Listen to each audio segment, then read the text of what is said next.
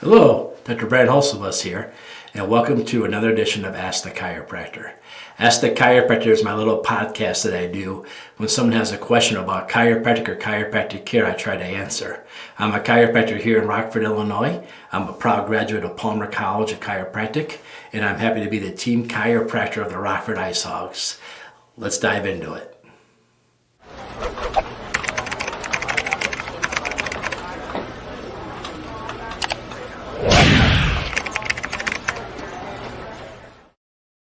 Hello and welcome to another edition of Ask the Chiropractor. So again, if you have a question about chiropractic care, you should always ask a chiropractor. Now for those of you who listened to last week, you know that I had my good friend Coach Justin Kigley on about his new book. And I promised to put links on my website directly how to buy his book, and they're up. So if you go to rockforddc.com, rockforddc.com, you'll see Wellness Library. Underneath there you'll see reading materials, and you'll see a link to Amazon to purchase his new book. Now the good news is his new book in a digital copy, like in a Kindle or your app, it's only 99 cents. And I kind of like the digital copy personally because if you're taking those plans with you, if you didn't catch last week's episode, it was about nutrition for athletes. And so if you have a digital copy, you take it with you, you can actually see the plans with you as you're traveling and stuff like that. So take a look at that. But let's talk about this week. Somebody was asking me about, hey, can you just tell me like the basics of how chiropractic works? I know a lot of people come in for neck pain and lower back pain, but people tell me they experience things other than neck and back pain. Can you kind of just give me like a basic chiropractic? So I'm going to do a chiropractic 101 today, a little bit, just the basic of what we do here. And what it comes down to is the fact that as chiropractors, we're always more nerve doctors, and we access your nerve through your spine than we are like spine doctors. I'm much more neurology and much more how the autonomic nervous system works. The autonomic nervous system, for all of us, it should be on cruise control. It should be doing its everyday functions. When I talk about the autonomic nerve control, I ask people, do you have any idea right now what your liver's doing? Do you have any idea right now what your duodenum's doing? Given most people don't even know they have a duodenum, but the basic fact is that you can digest lunch without having to think about lunch. It just happens. That's your autonomic nervous system. Now the autonomic nervous system has two modes. It has that everything's good, like right now, everything quiet, peaceful, no problems. And it also has a thing called fight and flight. When you're under stress, your sympathetic nerves take over. And your sympathetic nerves and your fight and flight nervous system is awesome. But genetically speaking, we are all hunters and gatherers, and that's what we've evolved from. So our fight and flight nervous system is only designed to keep us alive in case of an attack, like a bear or a wolf or, a hyena, whatever it would be. That's what it's designed for, and it's really awesome the way it does things, and it does some really cool stuff if you're under attack. One of the things it does is it raises your cholesterol really high, right? Because if you're under attack, you want to have high cholesterol, because if you were to get scratched or cut, you want to clot and live. Well, everyone knows if you watch TV or see a commercial, they advertise high cholesterol is bad. High cholesterol is bad when you're not in a fight and flight, but when you're in fight and flight, it's really good. We also know like when you're in fight and flight, everything changes. It's designed to survive the next 5 minutes. Because if you're being attacked, if you and a group of people are being attacked by a lion, it's going to be over 5 minutes one way or the other. Usually if you go with a group of 8 and as a lion shows up, you leave with a group of 7, right? But either way, it's over.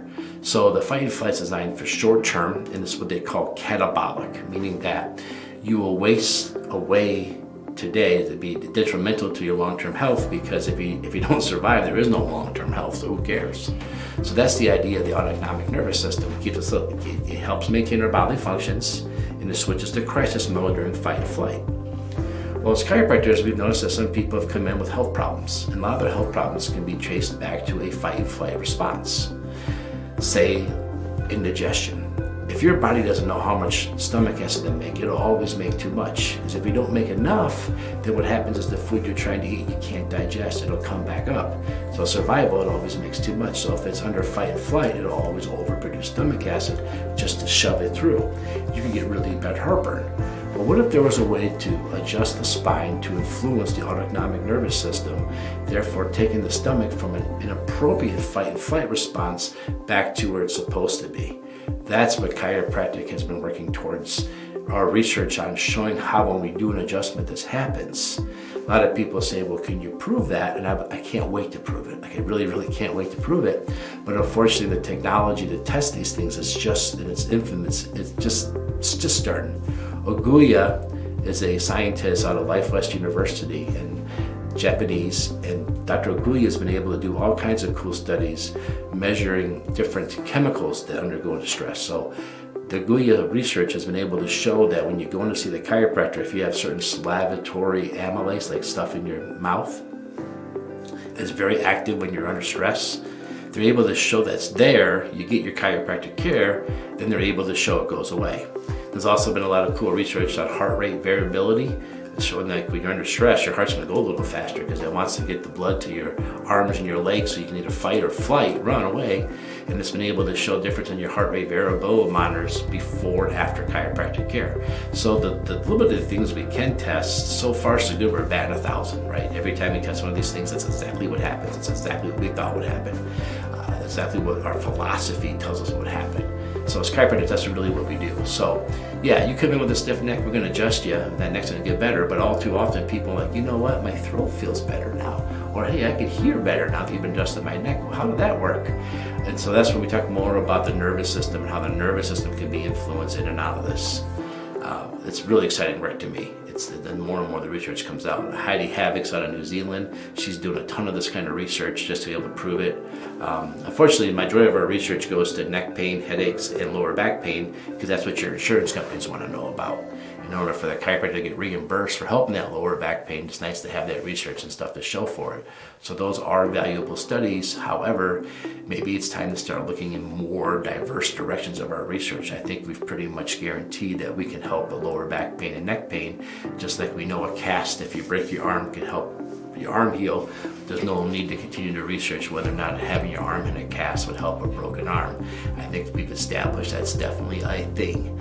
So, Chiropractic 101, you come in to the chiropractor will usually take some x-rays of you and at least do a chiropractic exam. There we can kind of see where you're misaligned. When we know you're misaligned, we know what these fight and flight nerves come out of your spine, we know what body parts they go to. So if we see an area of stress in your spine where it's not moving right, we call that a subluxation. It's not moving right, we go in, we restore that motion, we help break those adhesions, keeping it locked up, because when it's locked up, it's giving out that fight and flight signal, which is hitting that nerve and traveling to whatever body part is involved in that, and inappropriately telling that body part it's time for fight and flights. All too often you hear doctors say, oh, you have a pinched nerve. If you had a pinched nerve, that body part wouldn't work. It would be paralysis. It'd be like, it's like, people, when they pinch a nerve, it stops working altogether. So therefore, wherever that nerve goes, that body part will no longer do its job at all. So it's never a pinched nerve. It's the fact that joints under stress, and when that stress is in that joint, those signals are coming off of pain. That's one of the signals. That's how you find us. But it's more bigger than that because that signal's also going down that nerve, that body part. That's why you might hear somebody that said, I used to, many times, a lot of my grandfather had a lot of patients that claimed their allergies got better after getting adjusted. Their asthma got better after getting adjusted. Heartburn goes away when they get adjusted. Vertigo goes away when they get chiropractic care. These are all things that we trace back not to the biomechanics of how the spine moves, but the neurology of the spine coming out and where it happens to it and how it's influenced by the biomechanics of the spine, if that makes sense. So if we take the pressure off the two vertebrae that are under stress, then the stress coming out of those two goes away and the body part goes back to what we call homeostasis, or simpler terms, no longer in fight and flight. That's kind of chiropractic 101. So your chiropractor will do the adjustment for you. You can not all the time it immediately goes away, because unfortunately sometimes you develop muscle memory. Like if this one spot's been misaligned for 5 years, your body's adapted to that and actually create a secondary spot to balance you off. And it takes a long time for the body to relearn how to be wrong, but to make it the best they can while it's wrong. And so as a chiropractor, we might see you a lot first so we can retrain it to go away. The good news is as we retraining it, we are retraining it to go back to the way it's designed to be, not the way it had to learn to be. So it's always a much faster process to take it back to where it's supposed to be versus how it got to be that way. What am I saying? If it took 5 years to get like this, it will not take 5 years to go back. It'll take much less time than that. But there will always be a little bit of scar tissue there. There will always be an area of vulnerability there. And that's why people choose to come back to the chiropractor over and over again to get checked and rechecked. Not only that, but let's say it's like your neck and shoulder area that's bothering you, and you have a job where you sit all day. You go to the chiropractor, they adjust you, and that goes away. You feel better, everything's feeling better. My sinuses are open, my headaches are better. I can move my neck better than I could before. Then I go right back to doing the exact same thing I was doing prior to the chiropractic care. I mean, should we not expect the pain to come back and return? Because you go back to doing the exact same things you were doing before. And that's why some people look to come in for the chiropractor. Either a lot of people come in, they say, hey, it's starting to hurt again, let's get it adjusted again, do 2 or 3 adjustments, get it back to normal. Or some people look to do what they call wellness elective care, where you just come in and you just get adjusted and you do it before it happens. And it's up to your chiropractor to know how often they should see you based on that. Those should be based on your exam findings, and more than not, your x-ray findings. And so the chiropractor, that's their job, is to determine, that's part of the doctoring of chiropractic, figuring out what you need. There's no black and white schedule or simple thing that if you're this age and you have this, and you need to come in this much. It's up to the chiropractor to look at your posture, look at the alignments, to look at the stress you put on yourself, and to take it from there. So there's kind of chiropractic basic 101. What do chiropractors do? Chiropractors adjust the spine to help the nervous system work better so the body can heal and take care of itself better. This is why, maybe during a pandemic, chiropractic clinics got busier, because we weren't trying to put a bunch of stuff in you. We were simply trying to make you work better, your body function better, your own immune system, your own nervous system, digestive system, whatever it is. Our job is to take what you got and make it better. All right, everybody, Chiropractic 101. I hope I answered your question. Well, if you have a question about chiropractic or chiropractic care, feel free to leave me a comment. Go to my website, rockforddc.com, or leave me a message wherever you're watching or listening to this. If you're watching this, you can also listen to these wherever you most commonly listen to podcasts. Thanks, everybody.